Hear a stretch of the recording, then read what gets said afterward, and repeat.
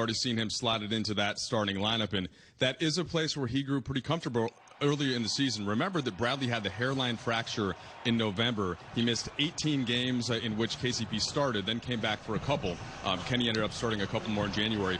And Geeter, the biggest difference in those games, the offense. LA just rose up the chart there in terms of how they were playing on that end of the floor, ranking 4th in offensive efficiency. They did drop some defensively, as you see Green hitting the three. And so that's the place where Avery Bradley, you just can't replace that 94 feet of defense that he gives you. But on the other end, you get that spacing, which benefits, of course, when you have LeBron and AD on the floor there. It's important to have that shooting, and that's something that Pope did really well throughout the season. You know, Mike, one thing that people don't really see in the box score is what Avery Bradley does on the perimeter, chasing around often the best player on the opposing team. I go back to that Clipper game. It was such a big game for the Lakers because they had lost to them the first 2 times, Christmas and on opening night. He was guarding Lou Williams at the end. He also hit, 5 or 6 threes and had that fantastic game. Yeah, no question about it, and that's where they're going to miss him. And also just the mentality he brings, Chris. When you have somebody that's the first defender that the offense, I should say, is seeing, that sets the tone throughout the rest of the roster. So it is going to be tricky to replace him on that end, although they do have Alex Caruso, and who can help off the bench defending a lot of point guards as well. But offensively, Geeter, really, that's where the Lakers may have even an uptick on that end, just because of the spacing that Caldwell Pope provides. That's something that is, as Brez mentioned in the pregame show, the Lakers weren't great shooting as the season went on, but this should help having KCP out there more regularly. Yeah, and Mike, you look at that number, the one that matters. With KCP in the starting lineup, the Lakers were 17-3. You mentioned the offense. He shot 43% from 3 in those 20 games. That's huge. Yeah, and of course, it's always a little bit easier when you're playing more minutes with LeBron. Like, if you're playing with LeBron, and sure, AD on the floor with him as well, you're going to get plenty of open looks. And that's one thing, KCP, really good catch-and-shoot player this season, something that's going to benefit them as AD gets a little short there. Yeah, AD wide open from the top. AD shooting very well from 3 in 2020, much better than he did in 2019, as Seth Curry drops another 3-ball, his 3rd of the game. 4 for 5 from 3, the Mavericks. 9 points for Curry, 19-14 Dallas. Danny Green, catch and shoot from the corner. He knocks it down. Very familiar spot for Dallas fans. They remember November 1st after that lovely screen by Dwight Howard. Maybe a hold. Danny Green hitting the 3 to send that game to overtime. That was one of the more fun games of the year, Allie.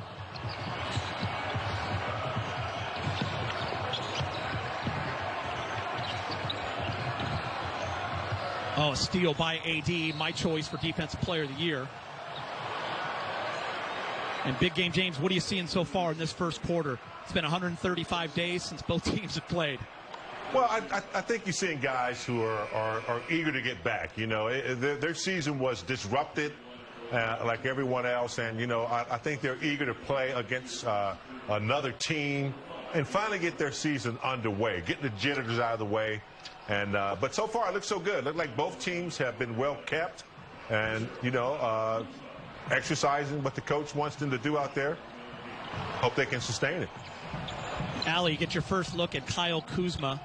We talked a lot about him over the last few months and how important he's going to be to this Laker basketball team. I mean, I'm excited, too. Just over the last couple of days, as Coach Vogel has been talking about how he has dominated in training camp. You know, there were moments where he was going 9 of 10 in games. Just very efficient from the floor. It's the confidence that we all know, right, guys, that Kyle Kuzma does not lack. But it's the opportunities. He says it. He's a rhythm player. He needs the opportunity, and it sounds like that's coming his way. Yeah, Allie, if KCP is maybe the X factor for this team, you know, if he plays well between now and mid-October as a starter, the Lakers are going to be in really good shape. If he's the X factor, I think Kuz is kind of the Y factor. I mean, he kind of struggled a little bit in the last 6 weeks before the league suspended play. Wasn't really hitting his 3-ball that well, averaging only 11 points. Leading up to the shutdown over that last month and a half. But if he can rediscover his game, which, you know, Frank Vogel has given us pretty strong indicators is happening in this abbreviated restart training camp, that'll be a good sign for the Lakers. And while we have a moment, let's pause for a word from Jack in the Box. The new Monster Angus Thick Burger at Carl's Jr. Feed your happy. I wish we had him. And that was Carl's Jr., not Jack in the Box. That was Boban in the game. Marjanovic Some of you might know him from John Wick 3. Ever meet him, Geek? You know everyone. Do you know Boban? I've met Boban once. Boban, one of the great guys in the NBA, one of the most popular guys in the NBA, one of the nicest guys you'll ever meet. Not surprised Geek was met him. Knows him. Probably had dinner and drinks with him, too. I wouldn't go that far yet. I'll tell you what, he's pretty effective if you let him get in his sweet spot, which is in the paint, offensive rebounds. He looks like he's gotten himself in incredible shape. I haven't seen that type of definition in his upper body since he's been in the league. James, that last game that was played back on March 11th, that was completed, Nuggets versus Dallas, Boban went for 31 and 17. Porzingis did not play that game. He was resting his sore knee, so Boban absolutely can get it done, as KCP does a nice job of getting in the lane and throwing it up for Anthony Davis. Sure doesn't look like, I know, Geeter, you mentioned it right off the top, not a lot of rust, but it sure doesn't look like the Lakers have skipped a beat. No, Dallas as well. I mean, Dallas, one of the best offenses in the league. We'll get into that in a moment as LeBron runs into Luka. There's KCP getting into the lane, and he's gotten better at that this year. Driving, navigate, and making the right pass. That is not Doncic, actually. That's LeBron. Running into Maxi Kleber.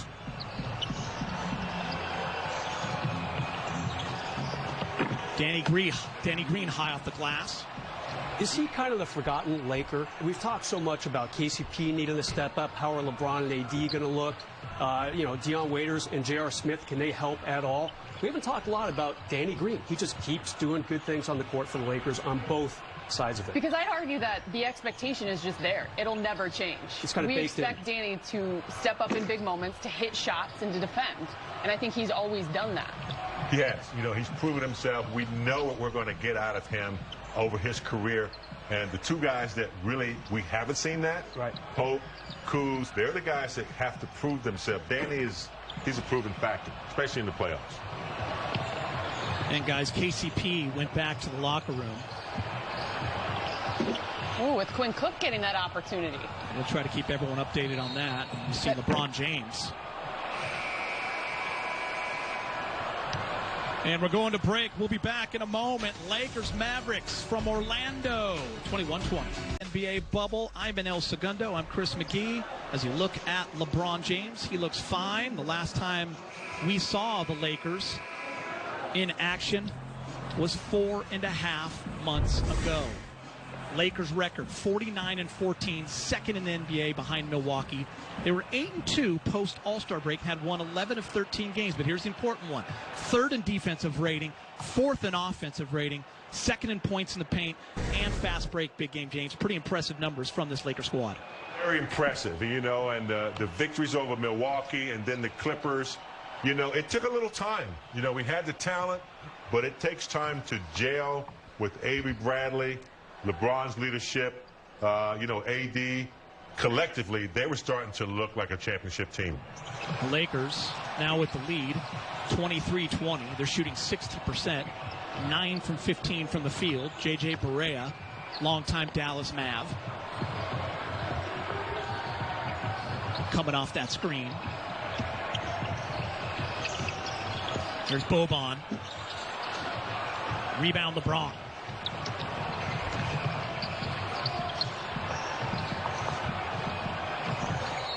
And AD goes up with the left. He's fouled by Boban. He'll go to the line. One thing, Allie, that's been so impressive about Anthony Davis is his ability to knock down free throws. He's the best free throw shooter on this Laker team. What did he make at one point? 26 of 26? For a big man, it was an unbelievable number.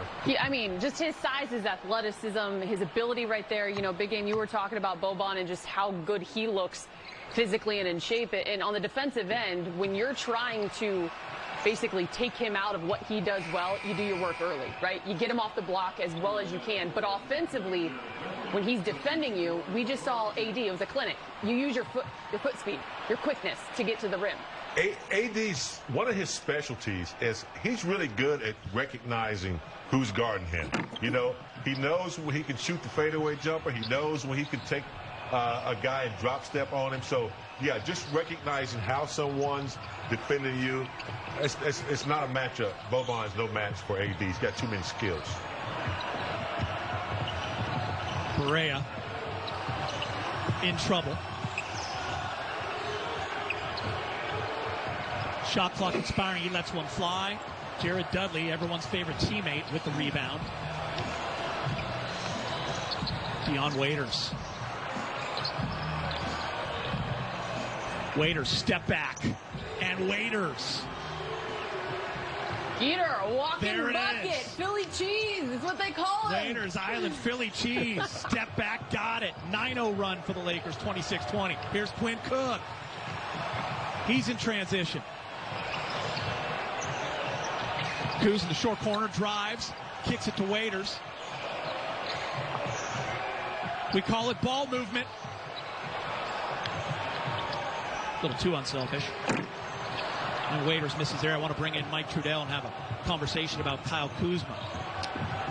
Yeah, Geeter, so Kuz this year, it's been a really interesting season for him. Remember, before the season started, he was on Team USA, missed all of training camp after he hurt his foot, and didn't get going until the 5th game actually against Dallas was his debut.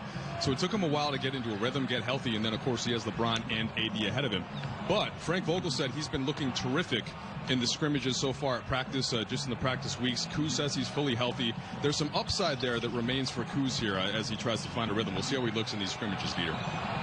Yeah, Mike, I think you bring up some great points there. And Kuz with that slow start. And listen, a lot of expectations on Kuz as well. Remember, this is a different team than it was the last 2 years with championship aspirations.